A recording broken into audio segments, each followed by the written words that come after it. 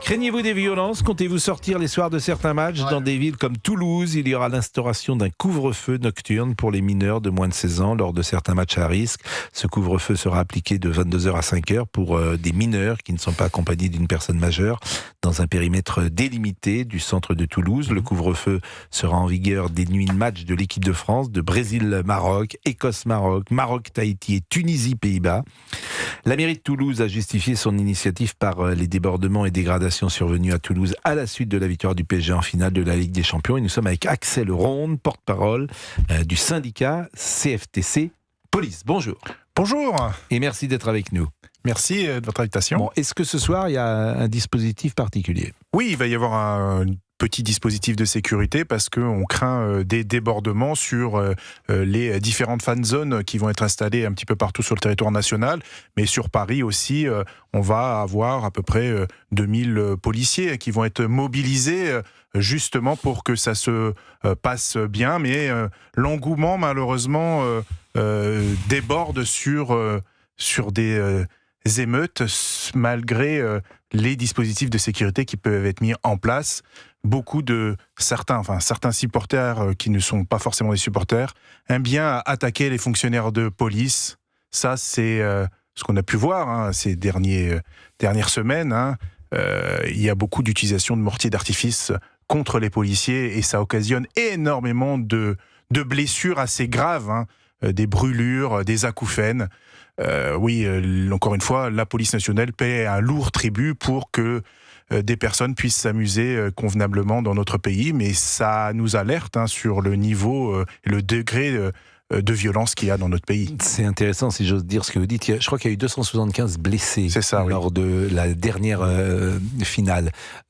Tous les gens, évidemment, sont sortis des hôpitaux aujourd'hui. Mais est-ce que tous, par exemple, ont repris le travail?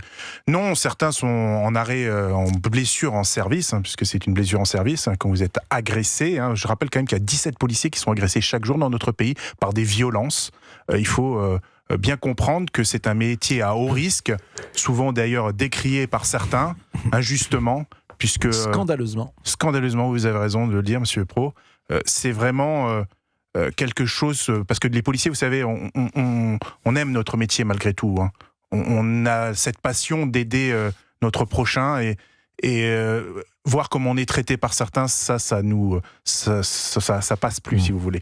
Mais en tous les cas, on fera le job malgré ce degré de violence qui touche la société, d'ailleurs dont les Français, malheureusement, aussi sont les premières victimes. Parce qu'on pense beaucoup aussi à ces Français qui sont blessés dans leur chair par cette délinquance débridée. Et comment vous avez réagi aux décisions de justice qui ont été rendues? Parce qu'on rappelle qu'il n'y a eu que 3 condamnations fermes sur les quelques 270, je ne sais plus combien d'interpellations, même plus que ça. Plus de 800 interpellations. Oui, ceux qui ont été déférés. Bien sûr, on se retrouve malheureusement avec des peines qui sont incompréhensibles pour nous. On fait le job, on essaye de faire au mieux les enquêtes, mais on nous dit souvent sur des opérations de maintien de l'ordre, c'est extrêmement compliqué de pouvoir donner, si vous voulez, les éléments de preuve caractérisés sur les individus qu'on interpelle. On va marquer une pause et on est, je le rappelle, avec Axel Ronde, il est porte-parole du syndicat CFTC Police. C'est l'occasion de saluer évidemment tous les policiers qui sont sur le terrain et ce que vous dites est tellement juste. Moi je suis frappé que les flics, j'aime bien le mot flic d'ailleurs, les policiers, ils aiment leur job. C'est ça qui me frappe toujours. Quel que soit le niveau dans la hiérarchie de la police, ils sont engagés, et ce qui n'est pas le cas de tous les métiers, mais ils aiment ce contact avec le terrain, cette énergie avec le terrain, parfois cette adrénaline aussi, disons-le, avec le terrain. Je pense aux gens de la BAC, ils aiment précisément ce contact physique qu'ils peuvent avoir avec la rue, avec le terrain, et on les salue à travers effectivement cette séquence. On peut avoir une pensée d'ailleurs pour une jeune femme qui avait été fortement blessée lors des émeutes après la victoire du Paris Saint-Germain. Et je disais que je pensais que tout le monde était sorti de l'hôpital.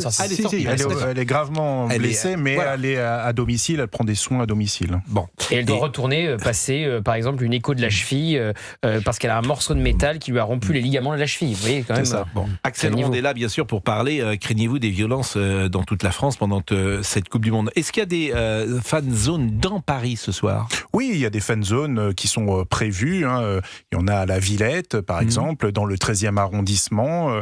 Il y a 4-5 fan zones, hein, mais au-delà de ça, il y a aussi des débits de boissons qui vont proposer, bien évidemment, de retransmettre ces matchs. Et on sait très bien que dans ces débits de boissons, il peut y avoir certains individus qui veulent commettre des exactions. Donc on va être très vigilant et on va bien évidemment s'appuyer aussi sur les caméras de protection pour pouvoir tout de suite envoyer les Bravem qui vont être mobilisés, hein, ces collègues à moto qui peuvent se déplacer extrêmement vite sur tous les points de la capitale et qui peuvent ramener assez rapidement l'ordre. Mais oui, on sait que aussi pendant la fête de la musique, il va y avoir dimanche énormément de problèmes, hein. En plus avec des températures caniculaires, on sait très bien que les gens vont consommer à outrance des boissons alcoolisées et malheureusement ça échauffe les esprits. Caroline Iturbide. Non, c'était ma remarque. Je pense que vous craignez plus finalement la fête de dimanche, la fête de la musique de dimanche soir que le match de ce soir. Où quand même, en toute honnêteté, ça devrait pas trop chauffer ce soir. C'est plus on avance dans les matchs et plus peut-être la sécurité doit être renforcée. Mais dimanche, ce sera plus dangereux que ce soir finalement à Paris. Oui, tout à fait. Oui, bien évidemment, on est sur un autre dispositif de sécurité, malgré que les renseignements nous ont, ont classifié cette rencontre à risque ce soir. Mais c'est vrai que plus on va monter, plus la France va être qualifiée dans les prochains matchs, plus on risque d'avoir des débordements. Mais au-delà de ça, vous avez aussi certaines équipes internationales qui sont à haut risque et qui risquent de créer des mouvements aussi festifs sur la France et avec des débordements à la clé. Bon, et puis il y a des interrogations et ce soir, cette nuit plus exactement, on va avoir des réponses à ces interrogations. Argentine, Algérie. C'est à 3h du matin. Il y a eu des rixes à New York. Oui, je suis d'accord avec vous. Mais en France, comment ça va se passer ? C'est-à-dire qu'il y a des supporters algériens qui vivent peut-être dans des quartiers.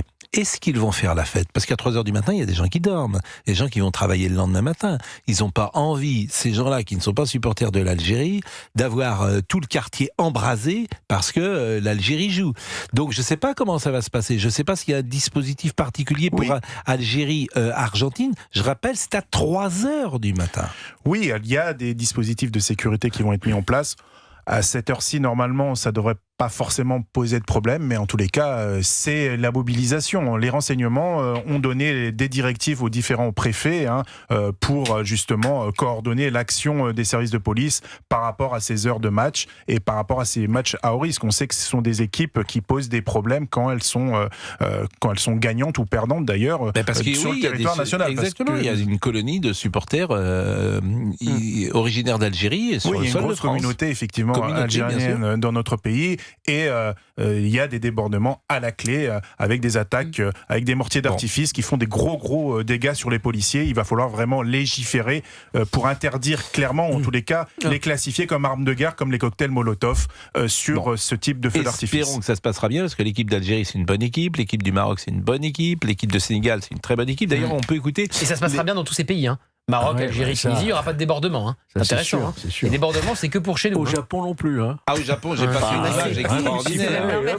Il faudrait peut-être redonner des sifflets à notre police, non ? Oui, bien sûr, vous avez raison. Axel, vous ne croyez pas qu'avec un sifflet, vous pourriez faire entrer... Encore une fois, faut-il qu'il y ait une réponse derrière ? Parce que si on va siffler comme si dans l'air, ça va rien. C'est pas le sifflet qui fait l'autorité. T'es au premier degré ou pas ? Non, je ne suis pas au premier degré. C'est très bien, Axel. D'ailleurs, on a parlé ce matin de Xavier Bertrand, je crois qu'il vous a écrit. Vous m'avez dit tout à l'heure. Il était content de vos prestations ? Le candidat mélenchoniste ? Oui, mais je ne désespère pas de le faire venir à notre émission. Moi, je désespère s'il vient. Non, je blague.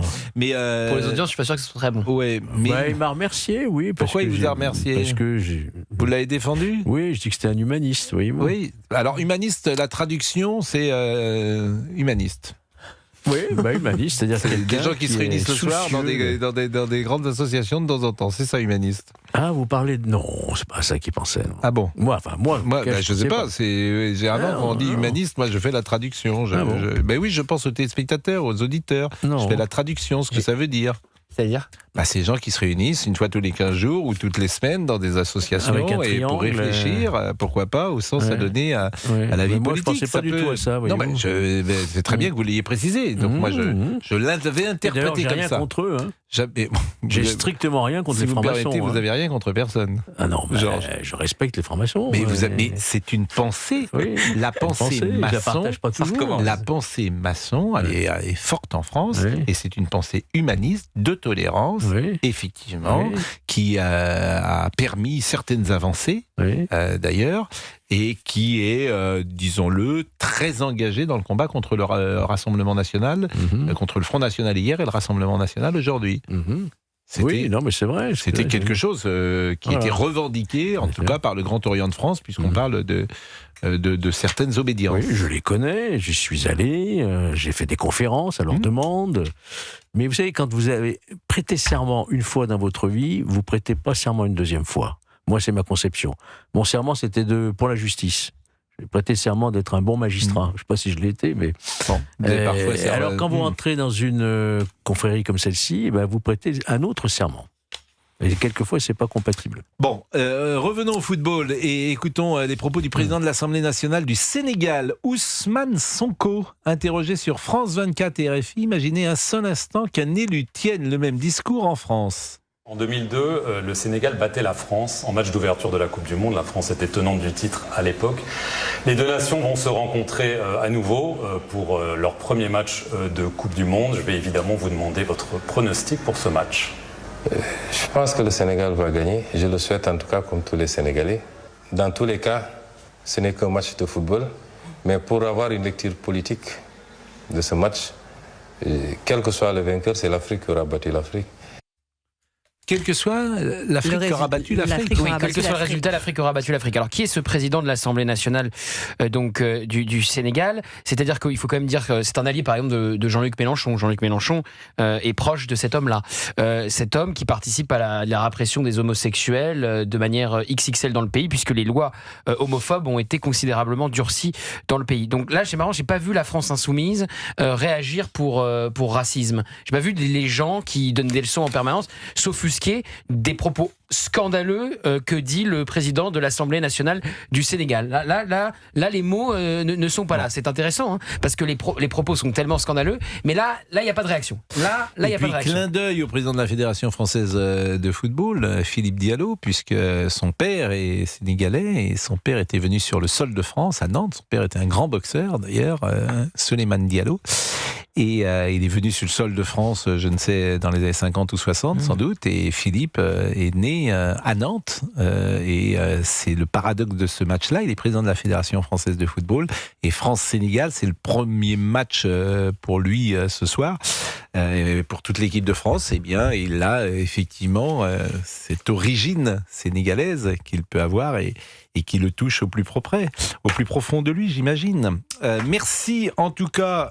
Vous êtes inquiet de 1 à 10 cette Coupe du Monde. Vous êtes dans l'expectative ou vous craignez le pire ? Oui, bien évidemment, on craint le pire. On craint le pire de toute façon pour tout cet été. On va pas se mentir. Il y a un été qui va être très très lourd, très chargé. On a déjà vu qu'il y a eu certains débordements il y a quelques semaines à La Baule, par exemple. Donc on va être mobilisé, encore une fois, pleinement tout cet été pour garantir la sécurité des Français. Mais malheureusement, vous avez des individus qui continuent, puisque vous avez une justice qui n'est plus à la hauteur, en tout cas qui n'a plus les moyens de rendre une justice avec toute cette déferlante de criminalité qui frappe notre pays.